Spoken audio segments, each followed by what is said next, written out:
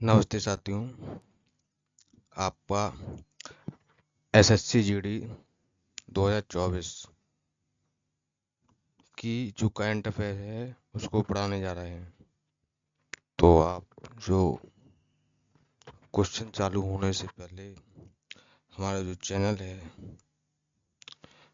Channel का नाम है 4.00 एग्जाम, इसको सब्सक्राइब जरूर कर लें ताकि जो एसएससी जीडी की जो 2024 की जितनी भी करंट अफेयर है उसको हम अच्छी तरीके से पूरी जो करंट अफेयर है 2024 की वो पढ़ा सकें। इसलिए आप हमारा जो चैनल है 4.00 एग्जाम को सब्सक्राइब जरूर कर लें। अब क्वेश्चन की तरफ आगे बढ़ते हैं। तो जो करंट अफेयर 2024 की है एसएससी जीडी की, तो आप लोगों ने चैनल सब्सक्राइब कर लिया है कि नहीं किया, कमेंट करिए।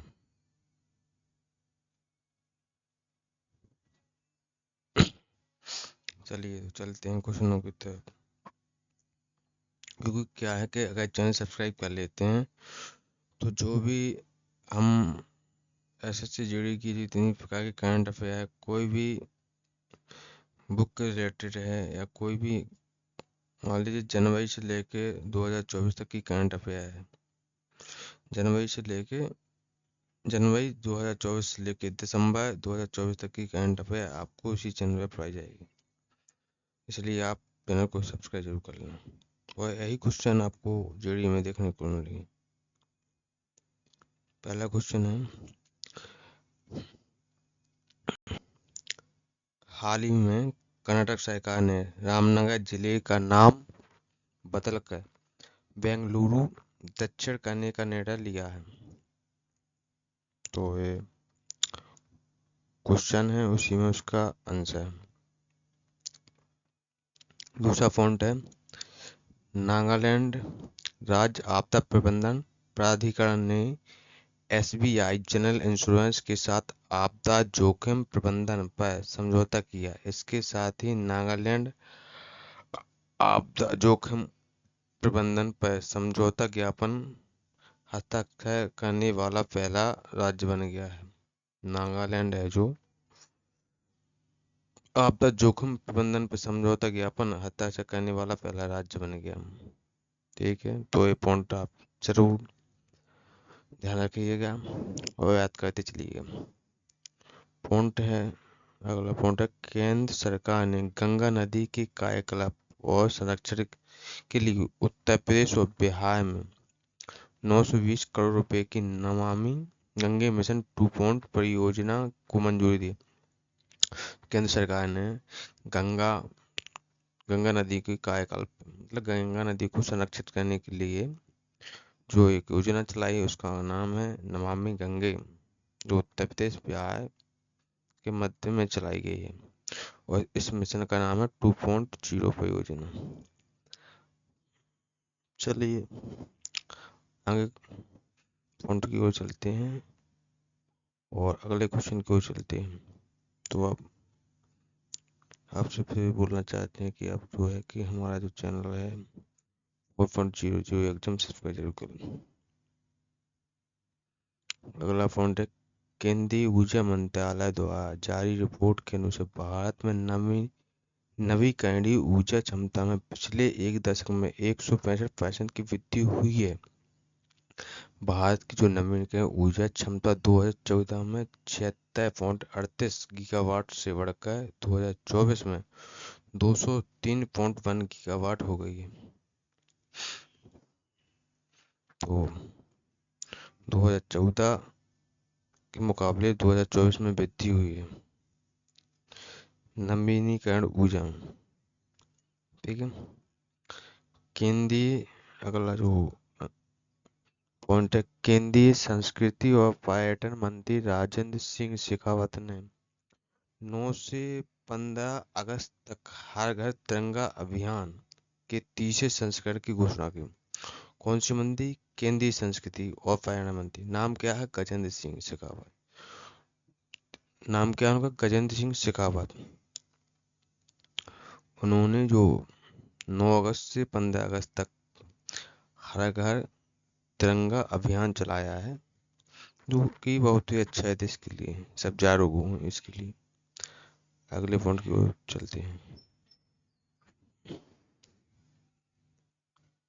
भारतीय रेलवे ने स्वदेशी टक्कर रोधी प्रणाली कवच 4.0 शुरू करने की घोषणा की है। कवच एक स्वचालित ट्रेन सुरक्षा प्रणाली है जिसे एक ही ट्रैक पर टकराव के रोकने के लिए विकसित किया गया है। तो भारतीय रेल ने 4.0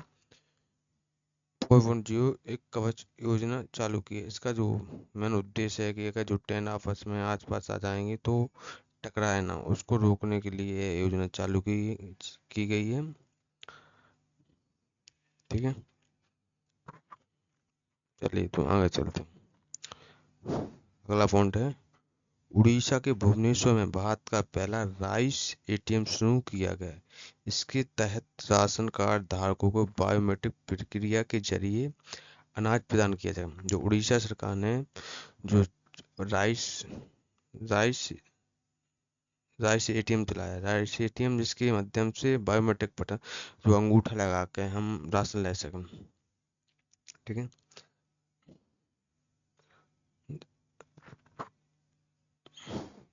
अगला ऑप्शन है, महाराष्ट्र सरकार ने विदर्भ क्षेत्र में सिंचाई की सुविधा के लिए 426.52 किलोमीटर लंबी नलगंगा बैनगंगा नदी जोड़ो परियोजना की मंजूरी दी है। महाराष्ट्र सरकार ने कौन सी योजना? नलगंगा बैनगंगा नदी जोड़ो परियोजना की मंजूरी है। अगला ऑप्शन है, अगला जो पॉइंट है, भारत के मुख्य न्यायाधीश डी.वाई चंद्रचूड़ ने उच्च न्यायालय के निर्णयों के डिजिटल प्रकाशन के लिए एक जो पोर्टल लॉन्च किया, उसका नाम क्या है? EDHCI। कौन है? जो अपने जो न्यायाधीश हैं, मुख्य न्यायाधीश, उन्होंने जो पोर्टल लॉन्च किया उसका नाम है EDHCI। चलिए तो आगे जो जितने भी जो पॉइंट हैं लाइन है उनको पढ़ते हैं और आगे चलते हैं। और फिर भी हम आप लोगों से बोलना चाहते हैं कि जो हमारा चैनल है 4.00 एग्जाम, उसको सब्सक्राइब करिए, लाइक करिए, कमेंट करिए, ताकि हम आपके लिए पूरी जो जनवरी 2024 से दिसंबर 2024 तक की करंट अफेयर पढ़ा सके जीडी के लिए, जो आपके लिए बहुत ही महत्वपूर्ण रहेगी, आपके जो एग्ज़ाम के लिए बहुत महत्वपूर्ण रहेगी। और हमारा ये मानना है कि जो अन्य टीचर पढ़ाते हैं उससे हम ज़्यादा पढ़ाएंगे और आपको मेहनत करनी पड़ेगी। ठीक है, तो आप सब्सक्राइब जरूर कर लीजिए, वो आपसे रिक्वेस्ट भी करते हैं सब्सक्राइब के लिए, क्योंकि हमारा जो चैनल है अभी नया नया है, तो सब्सक्राइब करना जरूरी रहेगा। तो सबसे पहले आप जो हमारा चैनल है उसको सब्सक्राइब कर लीजिए। चलिए आगे चलते क्वेश्चन की तरफ। अगला पॉइंट है, दीनदयाल अंत्योदय योजना राष्ट्रीय ग्रामीण आजीविका मिशन DAY-NRLM ने मिलियन डिजाइनर्स बिलियन ड्रीम्स पहले की शुरुआत की है। इस अभिनव कार्यक्रम का उद्देश्य जटिल सामाजिक चुनौतियों से निपटने के लिए सिस्टम डिजाइन की जानकारी के साथ पूरे भारत में व्यक्तियों की सशक्त बनाना है। अंत्योदय योजना द्वारा है और इसका मुख्य उद्देश्य भारत के प्रत्येक व्यक्तियों को सशक्त बनाना है। अगला पॉइंट है, केंद्रीय मंत्रिमंडल में वित्त वर्ष 2024-25 से 2028-29 के दौरान प्रधानमंत्री आवास योजना 2.0 की मंजूरी है। इसके तहत ग्रामीण इलाकों में 2 करोड़ घर तथा शहरी इलाकों में 1 करोड़ घर बनाने का लक्ष्य दिया गया। केंद्र सरकार है उसके मंत्रिमंडल ने जो योजना चालू की है प्रधानमंत्री आवास 2.0, इसका जो लक्ष्य है इसका लक्ष्य इतना है जो ग्रामीण इलाकों में 2 करोड़ और शहरी इलाकों में 1 करोड़ तो आवास बनाने का जो निर्णय लिया गया। ठीक है, ग्रामीण इलाकों में 2 करोड़ तथा शहरी इलाकों में 1 करोड़। ठीक है, आगे चलते हैं। गुजरात के मुख्यमंत्री भूपेंद्र पटेल ने MSME के लिए Indo American chamber of commerce, जो इसका शॉर्ट फॉर्म IACC के उत्कृष्टता केंद्र का उद्घाटन किया है। गुजरात के मुख्यमंत्री का नाम भूपेंद्र पटेल है। उन्होंने IACC के उत्कृष्टता केंद्र से उद्घाटन किया। चलिए तो आगे चलते हैं पॉइंटों की तरफ।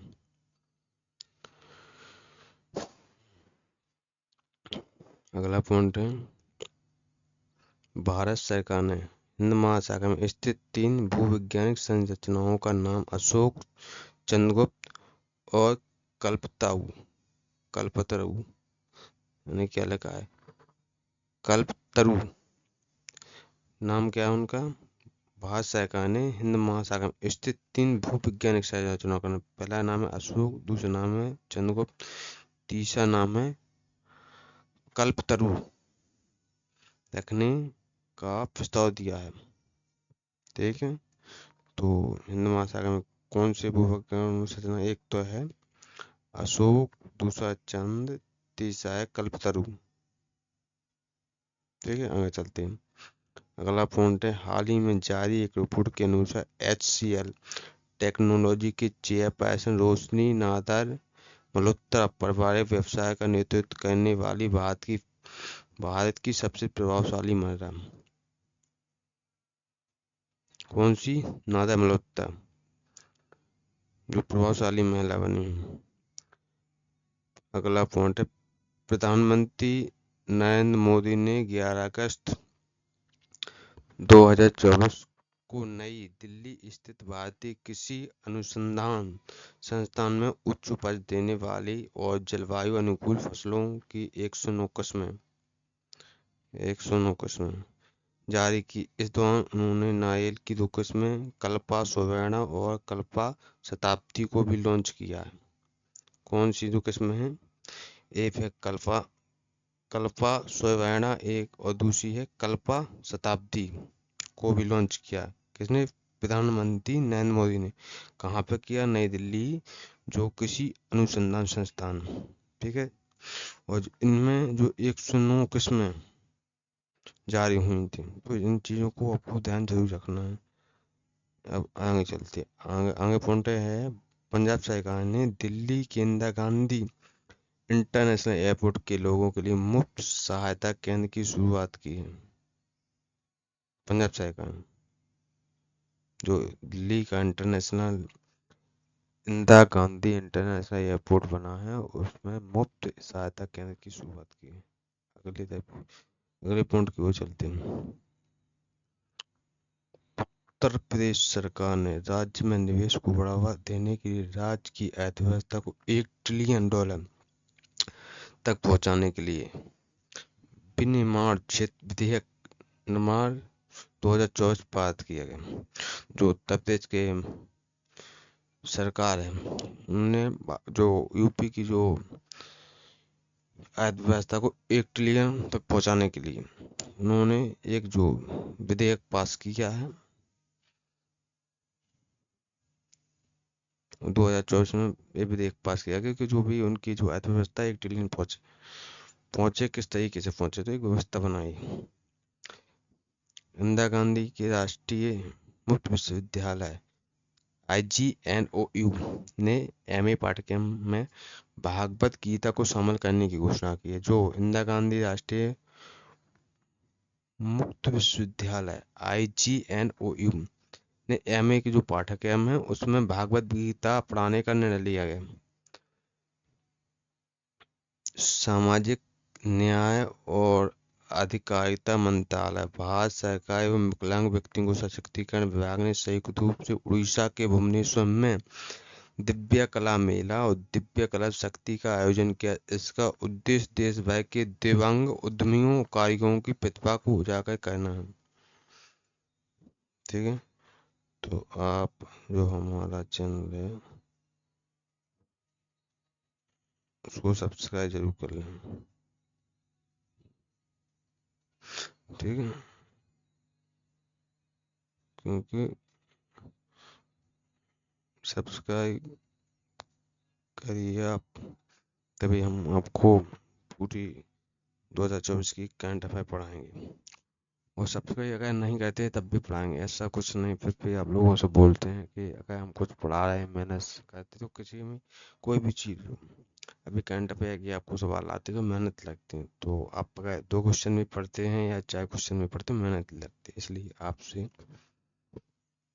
हमारी रिक्वेस्ट है कि आप सब्सक्राइब करिए।